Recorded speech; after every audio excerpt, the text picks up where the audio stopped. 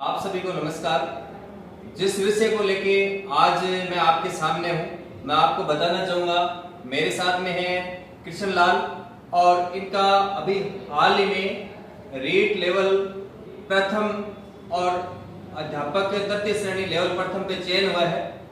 मैं बताना आपको चाहूँगा कि जब मैं 2014 से लेकर 2017 तक द्वितीय श्रेणी विषय हिंदी से सेकंड ग्रेड टीचर था, उस समय कृष्ण मेरे पास में अध्ययन करता था। कक्षा 9, कक्षा 10, कक्षा 11 और कक्षा 12 तक का अध्ययन कृष्ण ने मेरे पास में किया है। और मेरे लिए आज खुशी की बात यह है कि कृष्ण ने मुझे फोन किया कि गुरुजी आपसे मुझे मिलना है।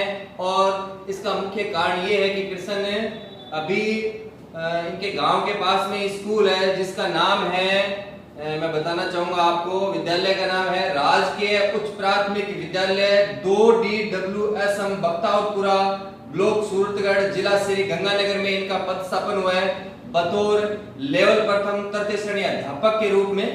कृष्ण के बारे में कुछ बातें बताऊं। 4 साल मेरे पास में अध्ययन किए हैं। ये 4 बहन भाई जो है राजकीय उच्च माध्यमिक विद्यालय रघुनाथपुरा, ब्लॉक सूरतगढ़, जिला श्री गंगानगर में अध्ययन किया करते थे। कृष्ण के पिताजी श्री खैलेराम जी किसान परिवार से है। कृष्ण का निवास जो है वो चक 2 BPSM हरदास वाली सूरतगढ़ के रहने वाले हैं। प्रारंभिक एजुकेशन कृष्ण की जो है राजकीय प्राथमिक विद्यालय 2 BPSM में हुई है और उसके बाद में उच्च माध्यमिक तक की शिक्षा इनकी राजकीय उच्च माध्यमिक विद्यालय रघुनाथपुरा, ब्लॉक सूरतगढ़, जिला श्री गंगानगर में रही। जब 2017 की मुझे आज भी वो बात याद है कि कक्षा 12 में मैं इतिहास विषय पढ़ाया करता था। पद में वरिष्ठ अध्यापक हिंदी पे था, परंतु मेरा लगाव हमेशा इतिहास विषय से रहा। तो उसी दौरान ये विद्यालय उच्च माध्यमिक स्तर पे क्रमोन्नत हुआ, लेक्चरर का पद खाली था, तो मैं कक्षा 11 और 12 के विद्यार्थियों को इतिहास विषय पढ़ाया करता था। कक्षा 12 की जैसे परीक्षा होने वाली थी, परिदृष्टि के आवेदन हो रहे थे, तो मैंने सब विद्यार्थियों को, क्लास के 30 विद्यार्थियों को मैंने कहा कि आपको परिदृष्टि के लिए आवेदन करना है। इसी दौरान सब विद्यार्थियों ने ना करके लगभग 13 विद्यार्थियों ने फॉर्म अप्लाई किया। वहीं विद्यालय में कृष्ण और इनके साथ के अन्य विद्यार्थियों को हमने परिदृष्टि की तैयारी करवाई। 3 विद्यार्थियों का परिदृष्टि में सिलेक्शन रहा, जिनमें कृष्ण के बड़े भाई भी थे अशोक, पर उन्होंने आगे BSc नहीं की।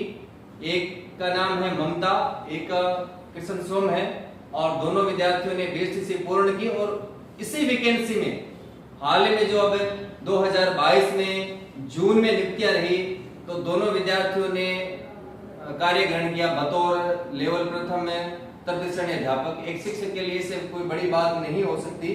मैं कुछ बातें कृष्ण से जानना चाहूंगा कि आप ये बताएं कि जिस प्रकार आज का माहौल है कि हमें तैयारी जो है वो किस प्रकार से करनी चाहिए, कौन सा रास्ता है वो सबसे ज्यादा उपयोगी है, आप विद्यार्थियों को क्या बताना चाहेंगे? सर, पहले तो आपका बहुत बहुत धन्यवाद है जो आपने मुझे इतना सम्मान दिया और यहाँ मिलने का जो समय दिया, इसके लिए मैं आपको बहुत बहुत धन्यवाद ज्ञापित करता हूँ।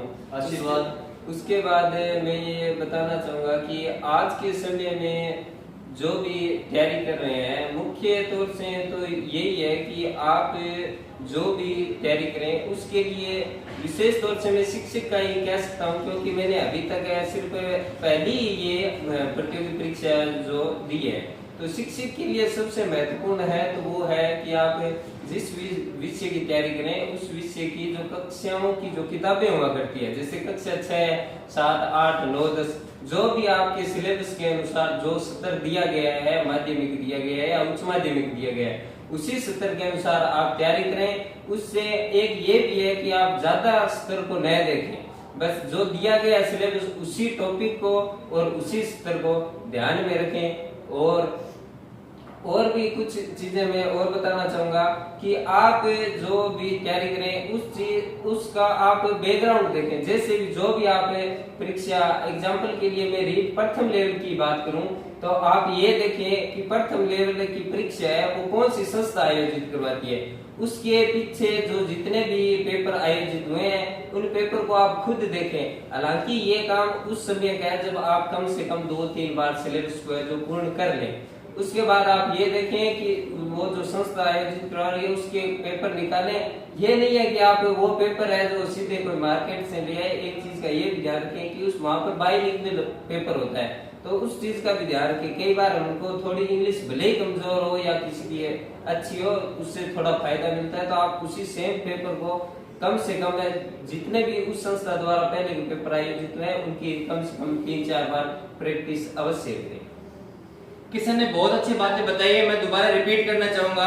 आप ये बता रहे हैं कि आप जिस भी लेवल की तैयारी करें उसमें ध्यान रखें कि जो माध्यमिक शिक्षा बोर्ड की पुस्तकें हैं आप उनका अनिवार्य रूप से अध्ययन करें। पूरे राजस्थान भर में सभी विद्यार्थियों को मैं एक मैसेज देना चाहूंगा, चाहे आप व्याख्याता की तैयारी कर रहे हैं, आप द्वितीय श्रेणी पद की तैयारी कर रहे हैं, चाहे आप रीट लेवल प्रथम और द्वितीय की तैयारी कर रहे हैं, आप मूल किताबें जो है बोर्ड के द्वारा जो लिखी गई है, पब्लिश है, उन किताबों का अध्ययन करें। उसके बाद में कृष्ण ने ये बताया है कि आप देखें एग्जाम कौन सी एजेंसी कंडक्ट करवा रही है, जो एजेंसी पेपर आयोजन करवा रही है आप उसकी थीम को समझें, पुराने पेपर निकलवाएं और देखें कि वो किस खंड से किस प्रकार के प्रश्न उठा रहे हैं। पुराने पेपर का बड़ा महत्व है। तो पुनः मैं रिपीट करूंगा, बोर्ड की जो किताबें हैं उनसे आप अध्ययन करें। उसके बाद में पुराने पेपर आप निकलवाएं, आप देखें उस संस्था का स्वरूप कैसा है, वो किस स्तर तक की गहराई तक के प्रश्न पत्रों का निर्माण करवा रहे हैं। इन चीजों का आप जरूर ध्यान में रखें। और किशन को मैं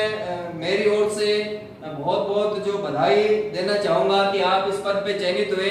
और मेरे लिए एक बहुत बड़ी खुशी की बात ये रहेगी कि जब एक टीचर को ये बात बहुत ज्यादा अच्छी लगती है कि उनके स्कूली एजुकेशन का कोई विद्यार्थी सेलेक्ट होके आता है, कि जिन विद्यार्थियों को आप 6वीं में, 7वीं में, 5वीं में, 10वीं में कॉलेज एजुकेशन में पढ़ा रहे हैं, वो एक दिन सफल होके आपके पास में आते हैं कि गुरुजी आज मैं सेलेक्ट हो गया। तो ये खुशी एक शिक्षक के लिए अद्वितीय है। और यही बात जो मैं पुनः कहूंगा, मेरे पुराने इंटरव्यू में भी कही गई है कि बहुत से लोगों ने मुझे पूछा कि आप प्रशासनिक सेवा में क्यों नहीं जाना चाहते।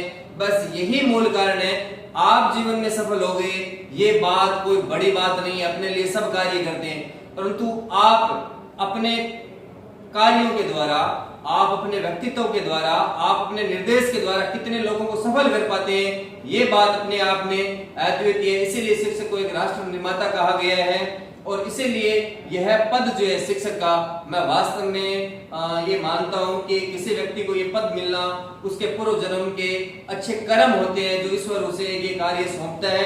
किशन को पुनः बहुत बहुत शुभकामनाएं, आशीर्वाद। और किशन अभी पीजी इनकी इतिहास विषय से कंप्लीट हो रही है और मैं अग्रिम शुभकामनाएं देना चाहूंगा कि आप जल्दी जब इस संस्था में दोबारा आए तो व्याख्याता इतिहास के रूप में यहाँ आए, फिर आपका एक इंटरव्यू लिया जाए। आप सभी का धन्यवाद। आप इन बातों को गहराई से समझेंगे, प्रेरित होंगे और आप एक शिक्षक बन के समाज में बदलाव लाने का प्रयास करेंगे।